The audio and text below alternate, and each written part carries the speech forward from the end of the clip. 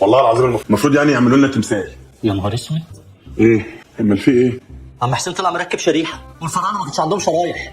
ايوه صح، ما كانش في موبايلات زمان. موبايلات ايه يا بني ادم؟ طلع مركب شريحه بلاتين في رجله. انت مين اللي اكد لك الكلام ده؟ اشعه هي اللي مأكده لي. يا نهار اسود، هنعمل ايه دلوقتي؟ يعني مش حقيقه ليه بتقول كده يا دكتور؟ يا رب. خلاص يا عربي، خلاص. هيأ نفسك ان احنا هنقضي اللي باقي من عمرنا في السجن.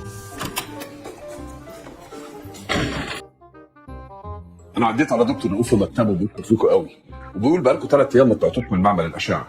خير؟ معايا تعملوا بلاوي الدنيا والاخره وتيجوا هنا تتالقوا وتبقوا نجوم. انا عارف انكم تعبتوا في القضيه دي وانا ما كنتش معاكم فيها، بس هيفرق معايا كتير قوي لو اسمي اتكتب على القضيه دي. انا مش فاهم، حضرتك تقصد ان احنا نشيل اسامينا من على القضيه ونكتب اسم حضرتك؟ انا يعني مش قصدي اخد مجهودكم بس حصل. مش هندخل بنوتة عرق واحده على الدكتور ده، احنا نلعب كتافنا من خير يا دكتور طبعا. يعني انت تؤمر طبعا يا دكتور عصام. لا معلش يا دكتور عصام، خليها القضيه الجايه. لا مش هيبقى فيه جايه، لو اديناها له احتمال يبقى فيه جايه يا دكتور. لا بلاش بلاش يا دكتور. يعني ايه بلاش يا حاج؟ يعني انا اشيل كل بلاويك ولما يجي من وراك خير عايز تطمع فيه لوحدك؟ ده بدل ما تقول اتفضل يا دكتور اتفضل انت استاذنا. على فكره القضيه دي هتوديني في حته تانية خالص. دي هتوديك في حته 9. احنا طبعا تحت امر حضرتك. شوف انت قضيه يعني احنا كنا سبب كبير في تاخير ترقيه الدكتور عصام، فجه الوقت اللي نبقى سبب في ترقيته. انا هقنع دكتور حمدي واعتبر الموضوع خلصان. يعني اول مره اعرف ان عربي اجدع وارجل منك. انا عادي على دكتور رؤوف في مكتبه واقول له ان القضيه دي تخصني وان دوركم فيها كان مجرد دور ثانوي. يعني ثانوي؟ احنا مالناش دور اصلا. مش حضرتك دي الورقه اللي مكتوب عليها اسمنا؟ انا اسف يا دكتور.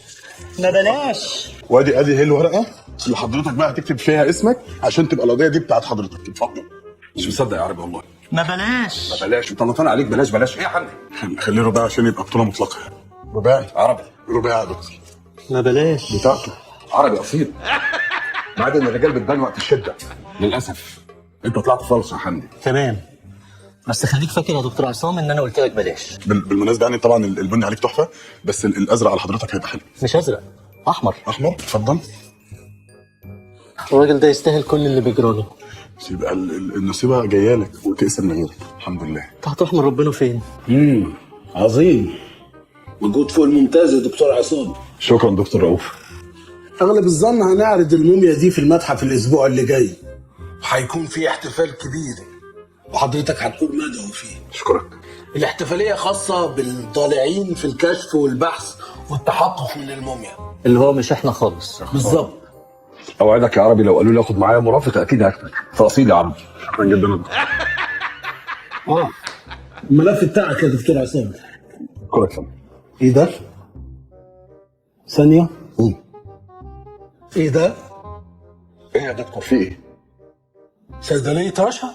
لا والله ما عشان والله العظيم ما انت عشان الشوش بايظ ولا في حاجه نرجعها؟ هاتولي عدسه مكبره. شيك على الجسم كله. اتفضل حضرتك. بسرعه. اتفضل حضرتك، تقدر تشيك على اي حته في الجسم. الذراع اليمين مثلا. الشمال اهي. الشمال. الالوان دي تلعب فيها.